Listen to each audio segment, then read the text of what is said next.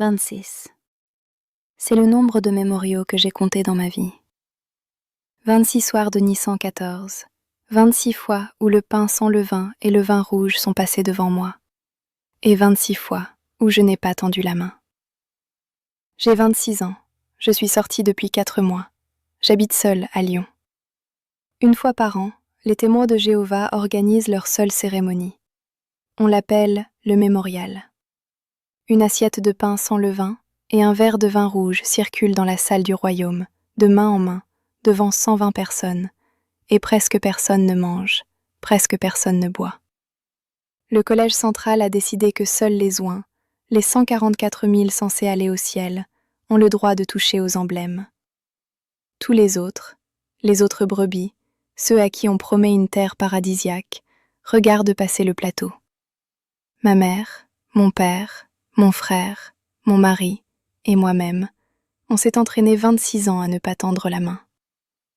Reste avec moi pour celui-ci. Si tu as déjà été assise dans une salle où ton silence s'appelait ta foi, abonne-toi. Laisse un mot en commentaire. Pas pour l'algorithme, mais pour que la prochaine femme qui cherche cette histoire la trouve. Reste dans la pièce avec moi. Le dernier mémorial auquel je suis allée, c'était au printemps 2025, 7 mois avant mon comité judiciaire. Je n'ai compris qu'après l'exclusion, qu'après le déménagement à Lyon, qu'après les premières séances de thérapie, que ce soir-là, j'avais déjà commencé à partir. Je le sais parce que j'avais regardé la chaise. Pas Julien, pas le pupitre, pas le plateau. La chaise. On était arrivé à 18h45. La salle du royaume de Clermont-Ferrand-Nord était plus pleine que d'habitude. Au mémorial, c'est toujours plus plein, parce que les témoins inactifs, ceux qu'on appelle les âmes en voie d'éloignement, reviennent une fois par an pour ce soir précis. Les néons du plafond bourdonnaient comme toujours. La moquette industrielle grise sentait vaguement la poudre d'aspirateur. Les chaises pliantes en métal grinçaient à chaque mouvement. Julien marchait devant moi, droit, en costume gris, sa Bible traduction du monde nouveau sous le bras. Il ne m'attendait pas. Il ne m'avait jamais attendu. Je suivais. À côté du chariot de publication, près de l'entrée, il y avait nos 2 chaises supplémentaires. Pliantes, métal, identiques aux 98 autres dans la salle, sauf que celles-là vivaient chez nous le reste de l'année. On les rangeait dans le débarras de l'appartement, derrière l'aspirateur et la valise grise qu'on n'utilisait jamais. On les ressortait pour le mémorial, parce qu'au mémorial, il faut toujours plus de chaises. 11 mois par an, elles dormaient dans le noir. Une nuit par an, elles servaient à quelque chose. Je m'étais toujours dit que c'était la chaise qui m'attendait. Je sais maintenant que c'était l'inverse. Je l'ai dépliée moi-même. Le clic du mécanisme, ce petit cri métallique sec, je l'entends encore. Julien était parti saluer frère Lambert près de l'estrade. Isabelle, ma mère, était 2 rangées plus loin, sa tour de garde sur les genoux, le rouge à lèvres discret qu'elle portait toujours pour le mémorial. Un rouge légèrement plus prononcé qu'un dimanche normal, parce que le mémorial, m'avait-elle expliqué quand j'étais petite, c'est la soirée la plus importante de l'année. Elle ne m'a pas regardée. Elle priait déjà, les yeux baissés, ses lèvres bougeant à peine. Je connaissais cette prière. C'était toujours la même prière, depuis mes 4 ans. Jéhovah, fais que je sois trouvée fidèle. Je me suis assise. Mon alliance, l'anneau fin et lisse, sans diamant, parce que la vanité était déconseillée, pesait sur ma main gauche. J'avais alors 25 ans, presque 26. Je ne le savais pas encore, mais c'était la dernière fois que cette chaise me porterait. 7 mois plus tard, je serais devant frère Dupont, frère Lambert et frère Bernard dans la salle du fond. Et c'est cette même salle, juste derrière le fond du plateau de chaises, que je regardais sans la voir ce soir-là. La porte fermée, la table rectangulaire de l'autre côté, la boîte de mouchoirs Kleenex toujours prédisposée pour les comités. Mais ce soir-là, je ne savais rien encore. Je regardais la chaise, je regardais Julien revenir vers moi, je regardais ma mère prier, et je pensais à une question que Marion m'avait posée l'été précédent à la boulangerie. Une seule question.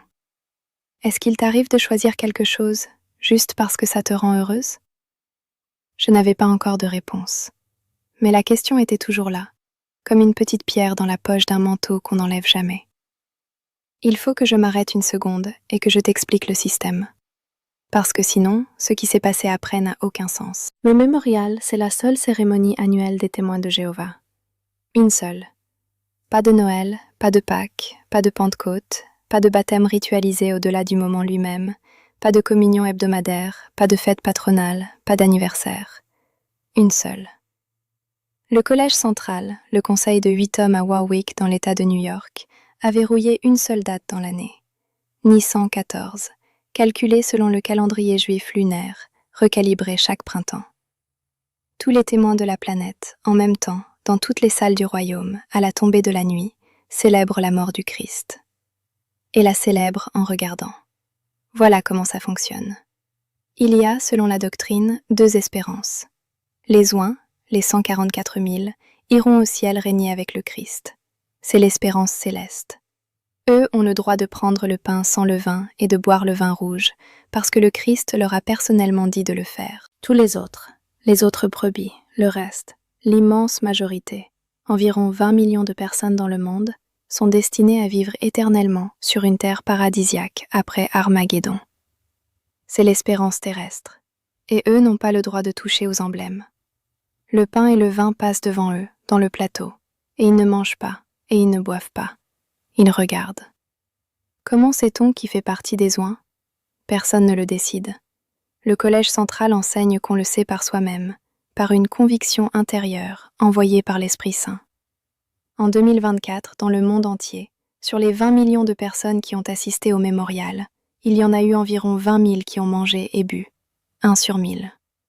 Une seule personne sur 1000 a touché au pain et au vin dans la salle. Et toujours, depuis des décennies, on regarde ces gens-là avec une suspicion polie. Ils prétendent être oints. C'est presque toujours dit avec un petit haussement d'épaule. Jéhovah seul sait. J'ai été baptisée à 13 ans, à l'été 2012, à l'Assemblée de district de Lyon. Le pacte que j'ai signé ce jour-là, l'obéissance totale à l'organisation terrestre de Jéhovah, incluait, sans qu'on me l'explique, l'engagement de ne jamais tendre la main vers le pain et le vin. Personne ne m'avait jamais dit, à 13 ans, que toute ma vie j'allais regarder un plateau passer.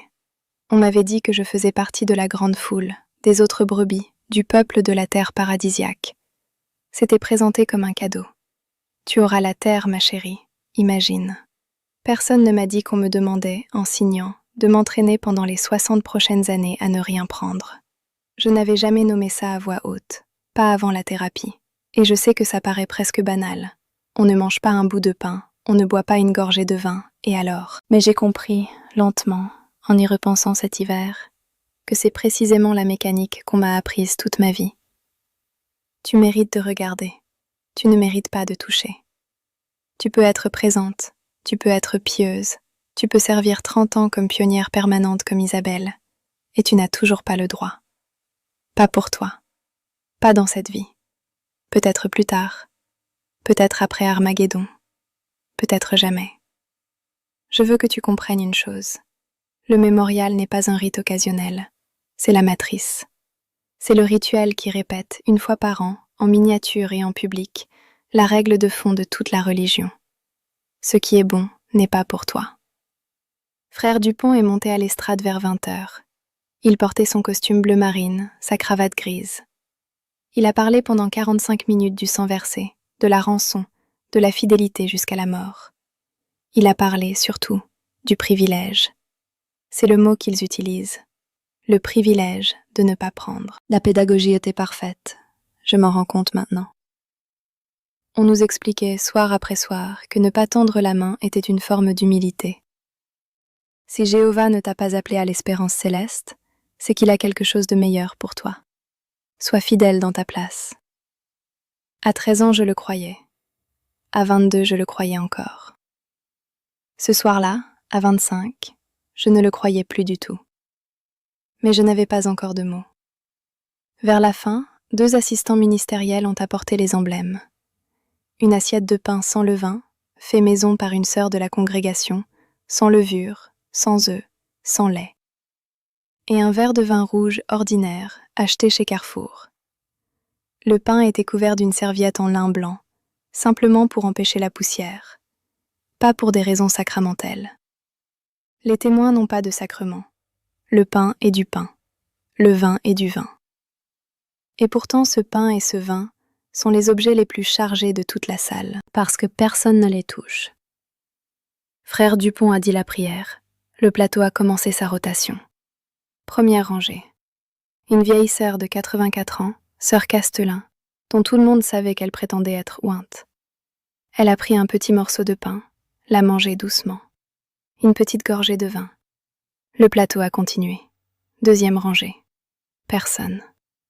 Troisième rangée. Personne. Le plateau approchait, méthodique, lent, porté par l'assistant ministériel à pas mesurés. Il y avait dans la salle un silence physique, sauf le bourdonnement des néons et un enfant tout au fond qui toussait.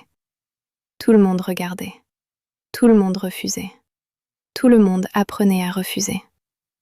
Quand le plateau est arrivé dans notre rangée, j'ai senti la main de Julien à côté de la mienne. Pas un contact, une présence, une vigilance. Je n'ai jamais tendu la main, je ne l'aurais jamais fait. À 25 ans, après 25 mémoriaux passés, je connaissais la chorégraphie. On laisse passer, on regarde. Le plateau a glissé devant moi. J'ai vu mes propres mains posées sur mes cuisses, sur la jupe aux genoux que je portais toujours. Je n'ai pas bougé, c'est le rituel. Et c'est là que quelque chose s'est passé en moi. Pas spectaculaire, pas une révélation. Juste une question, simple, silencieuse, à ras du sol. Pourquoi je ne mérite pas ça? Et juste après, pourquoi personne ici ne mérite ça? Et tout de suite après, qui a décidé qu'on ne méritait pas? 3 questions enchaînées en moins de 5 secondes, à voix basse à l'intérieur, pendant que le plateau continuait derrière moi. Je n'ai rien dit. Je suis restée assise sur la chaise pliante que j'avais ramenée du débarras. Mais quelque chose était fini. Le service a duré encore 20 minutes. Cantique du royaume. Prière finale par frère Bernard, qui 7 mois plus tard ne se récuserait pas du comité judiciaire malgré son amitié avec Julien. Ma mère m'a embrassée brièvement sur les 2 joues. Elle sentait la crème Nivea et le papier des revues. Elle m'a dit « Tu étais bien recueillie ce soir, ma chérie ». Je n'ai pas répondu. Je l'ai regardé s'éloigner vers Thomas, mon frère, qui tenait Louise dans ses bras, ma nièce de 3 ans. Louise dormait à moitié contre son épaule. J'ai pensé, elle aussi dans 10 ans, on lui apprendra à ne pas tendre la main. Et je n'ai rien dit. Julien et moi sommes rentrés à pied. 15 minutes par les rues du quartier ouvrier, lampadaire orange, l'odeur de la pluie tombait plus tôt dans l'après-midi sur le bitume. On n'a presque pas parlé. Il a dit, devant la porte de l'appartement, « C'était un beau mémorial. » J'ai dit « Oui. » C'était la dernière fois que j'ai dit oui à cette phrase. Quand on est entré, j'ai replié les 2 chaises et je les ai rangées dans le débarras, derrière l'aspirateur. 11 mois de silence devant elle. Sauf que cette fois, on n'irait pas jusqu'au prochain mémorial. J'habite Lyon depuis janvier. Quand j'ai fait mes cartons à Clermont-Ferrand, après l'exclusion, Julien était au travail. J'avais 4 heures. J'ai pris mes vêtements, mes livres, le carnet bleu, 2 ou 3 objets personnels. J'ai laissé la Bible traduction du Monde Nouveau sur l'étagère.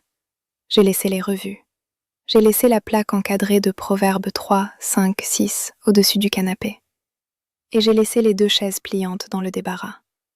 Je les ai regardées une dernière fois, métalliques, grises, identiques à toutes les autres, parfaitement anonymes. Et je n'ai pas pu les emporter. Pas parce qu'elles étaient encombrantes, parce que je ne voulais plus jamais déplier une chaise pour un soir où on regarde et on ne touche pas.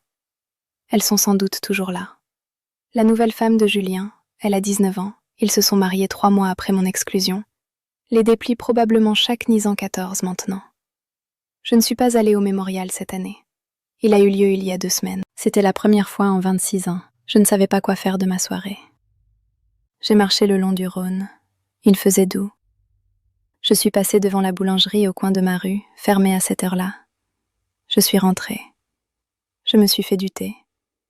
Je me suis assise par terre dans mon salon. Je n'ai toujours pas de table, j'aime bien comme c'est, j'aime le parquet. Et je me suis souvenue de la chaise pliante. Je me suis souvenue du clic du mécanisme. Je me suis souvenue de toutes les fois où je l'avais dépliée, en croyant que c'était elle qui m'attendait. Je vois une psychologue laïque 2 fois par semaine. Je travaille à mi-temps dans une librairie indépendante du 6e. Marion m'envoie un message tous les 10 ou 12 jours, pas plus. Elle sait que je récupère lentement. Mon frère Thomas ne m'a pas parlé depuis 7 mois. Il a essayé une fois en mars, un texto bref, mais les anciens lui ont rappelé la procédure et le texto suivant n'est jamais venu. Louise a 4 ans maintenant. Je ne la verrai pas grandir. Noé en a 2. Je ne le verrai pas grandir non plus. Je vis seule. J'apprends à acheter du pain pour moi seulement. J'apprends à dormir tard le samedi matin. J'apprends à ne plus regarder l'horloge à 17h47, comme si quelqu'un allait rentrer. Si tu as grandi dans une maison où on t'a appris que ce qui était bon n'était pas pour toi, si tu t'es entraîné pendant des années à regarder passer ce que tu désirais sans tendre la main, parce que c'était ça, l'humilité, parce que c'était ça, la fidélité, parce que c'était ça, ta place. Je te vois. Je te vois assise sur ta chaise pliante quelque part, en train de regarder un plateau passer, en train de te dire que c'est normal, que c'est sain, que c'est ce que Jéhovah veut. Je te le dis tout doucement. Tu peux tendre la main. Pas vers ce plateau-là, tu n'en as pas besoin. Tendre la main vers ta propre vie. Vers la tasse de thé que tu te fais le soir. Vers le livre que personne ne t'a autorisé à lire. Vers la phrase « ça me rendrait heureuse ». Vers ton propre prénom à toi, sans le nom d'un mari devant. Tu as le droit. Personne ne te l'a dit. Je te le dis. La liberté fait moins mal que l'obéissance. Je te le promets.